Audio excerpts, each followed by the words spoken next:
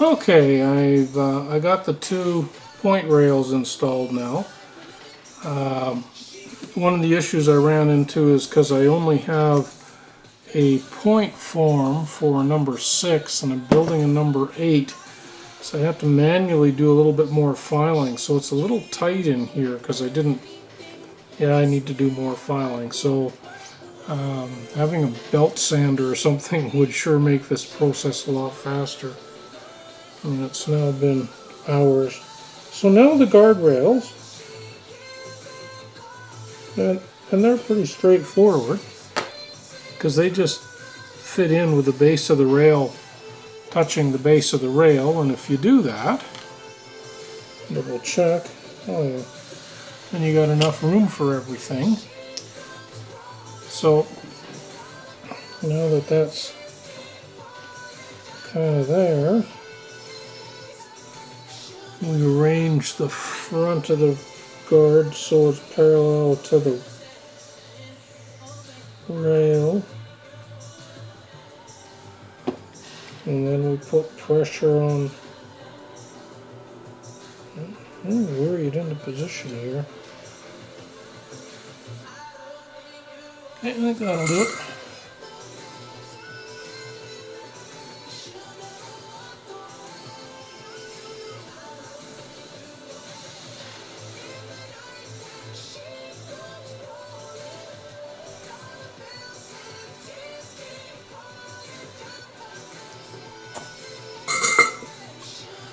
Now let's check with the points gauge, and nope, doesn't drop in, and smooth running through. Okay, that's that one done.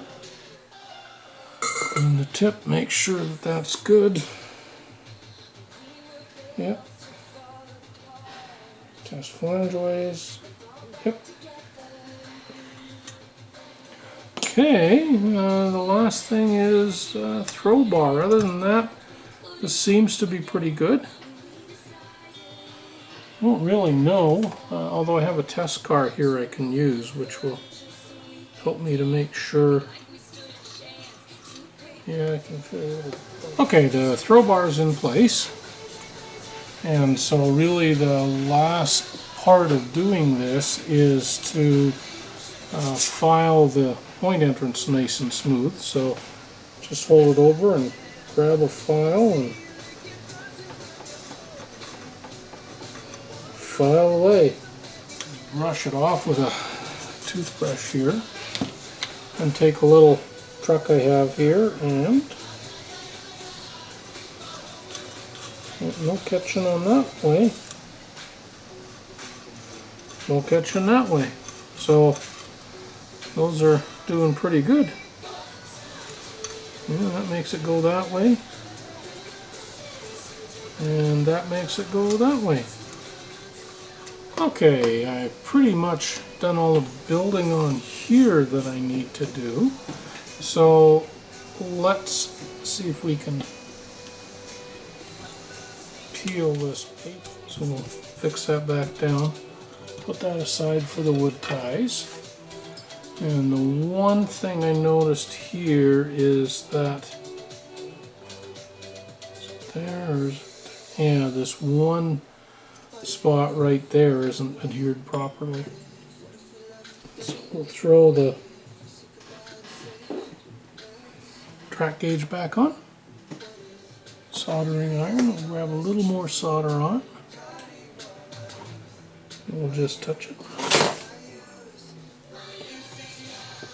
Melt the existing solder, apply that little bit more in there.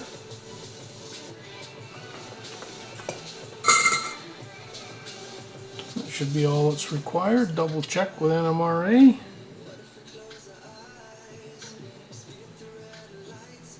Yep, that's fine. Okay, and here we have a curved turnout with a throw bar that works well.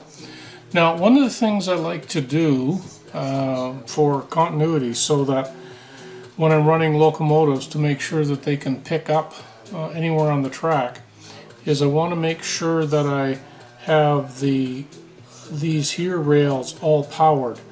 And once I go ahead and cut through here and here to isolate the frog, then that isolates these guys. So what I do is I run a small wire from here to here and a small wire from here to here, so that this one will power here, this guy powers this, and I use this here.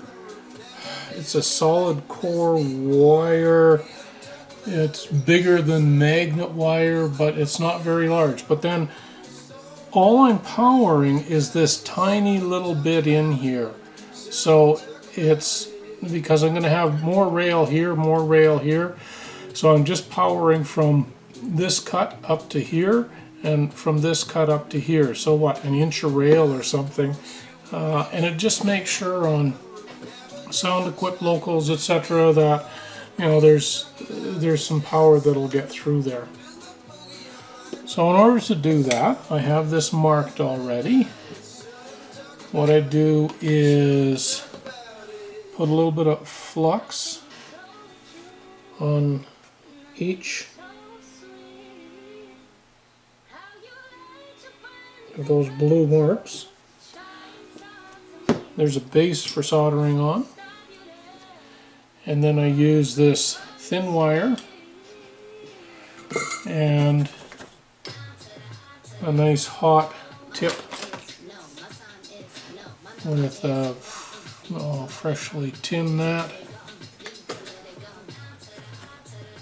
and then all I do is grab a bit of solder from my gigantic roll here, and oh yeah, one little flux on there. And the flux in the solder just melts a little bit off the tip, just enough that I can then go ahead and I'll strip off any extra black there with my fingers, because I want black insulation in here. In this case I'm going to go from the inside to there, so I need black insulation across there. So we'll just grab a little bit of solder there, put this over the little blue mark, and just touch solder like that. And then clip the back wire. And this wire is a little bit long, so I'll just go clip and it's gone.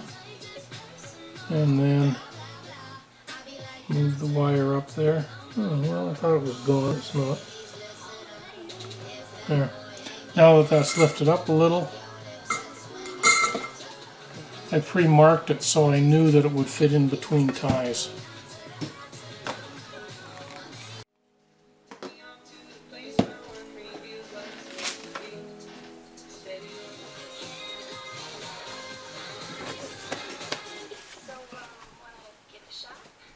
Enjoy Stingray music free on your mobile.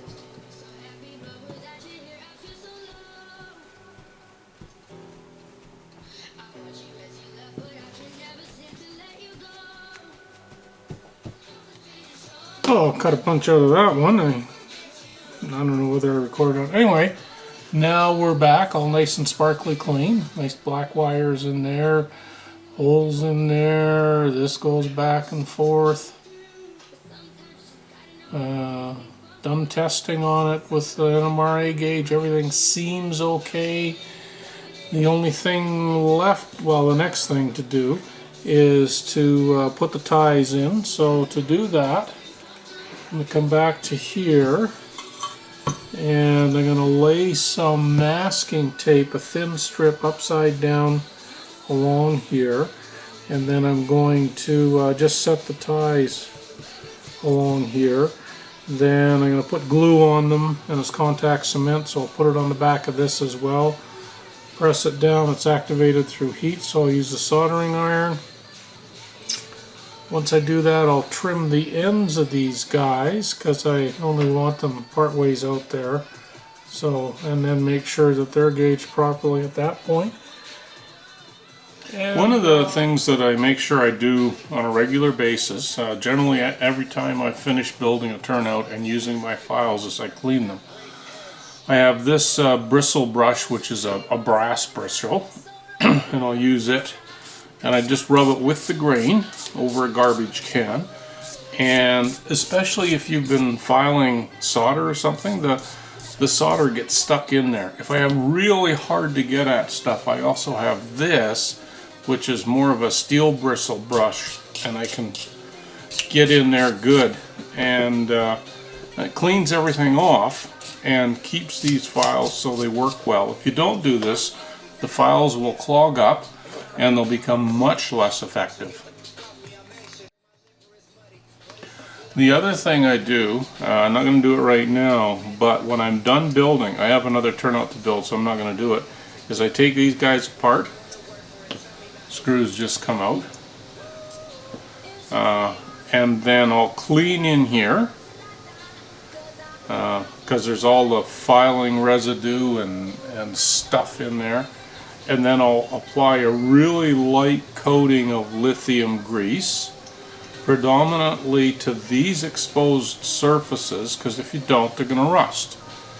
And of course, the longer you'll leave them, the more they rust. So applying the grease, you can see that one's pretty shiny. That side's got a couple of rust marks. This one, when I look at it, I can see a couple of rust marks. So a light coat of grease or oil or whatever you prefer to use for that. Help your stuff last longer. Okay, next up for my curved turnout is I want to put ties on. To do that, I'm going to take a strip of masking tape, invert it across here so that I can stick ties, which I have a couple of bags of here. Here's the cross ties, which are the longer ones. And I've already stained these various colors. So all I'm going to do is, after I stick the tape down, is I'm going to take each one, stick it on there, and do all of those. Then I'm going to use this contact cement, put a strip down the tie, put a strip on the back of the turnout, and press that together. Once that's pressed together, I'm going to use heat from a soldering iron to set the glue, and then I'll probably put it under pressure until I'm ready to use the turnout as well. Okay, I've now put down masking tape along here. All I do is I take a normal hunk of masking tape like this and lay it out on my bench, and then mark it in 1/8 inch increments to create the strips, and then I just cut them and put them on here. Now all I'm going to do at this point is put something on my head so I can see, and then I'm going to take a pair of tweezers and randomly grab these. Now these are a different width and length, so you need to figure that out. But anyway, I'm going to randomly grab these and put them in starting right here. All I do is press it down like that, then grab the next one, press it down like that. Each time I'm grabbing these, I'm making sure that I grab them the right way, or turn them if they're not. And I just continue to work my way around.